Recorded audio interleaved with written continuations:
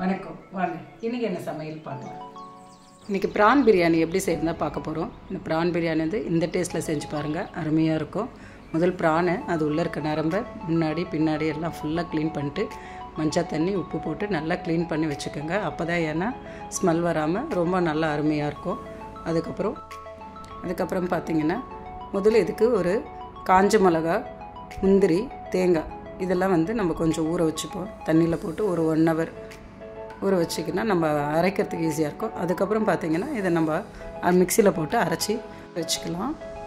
அதுக்கப்புறம் ஒரு பிரியாணி தோசையில் எண்ணெய் ஊற்றிக்குங்க. அது கூடவே பட்டை, லவங்கம், ஏலக்காய், பிரிந்தி இலை இதெல்லாம் ஒன்றா போட்டுட்டு அது கூடவே நான் வெங்காயத்தையும் போட்டுட்டேன். வெங்காயம் நைஸாக நீளவாக்கில் அரைஞ்சிக்கிட்டு அதையும் போட்டு இது நல்லா பொன்முருகலாக ஆகணும், நல்லா வதக்கி எடுக்கணும். அப்போ தான் அந்த பிரியாணி டேஸ்ட் நம்மளுக்கு நல்லாயிருக்கும். இது பாருங்கள், இந்த மாதிரி ப்ரௌனிஷாக ஆன பிறகு தான் நம்ம இதில் எல்லா இன்க்ரீடியன்ஸும் நம்ம போட முடியும்.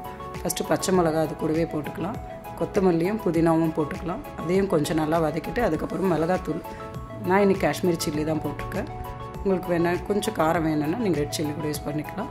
பூண்டு தனியாக அரைச்சி வச்சுருக்கேன், இஞ்சியும் தனியாக அரைச்சி அதை போட்டிருக்கேன்.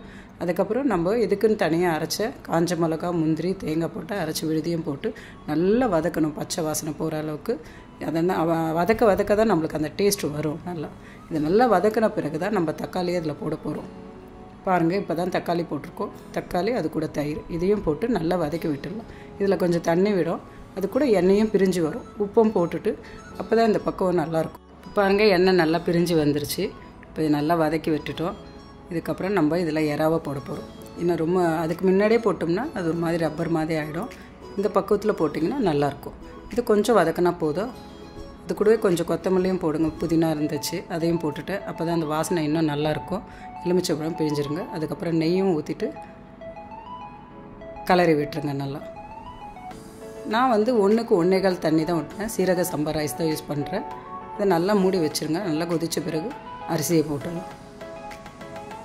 அரிசி போட்டு மூடி வச்சுருங்க. அதுக்கப்புறம் திரும்பி தொழாவி விடுங்க. ஏன்னா கீழேயும் மேலேயும் கொஞ்சம் அடி பிடிக்காமல் இருக்கிறதுக்கு நம்ம ஒரு வாட்டி தொழா விட்டால் நல்லாயிருக்கும்.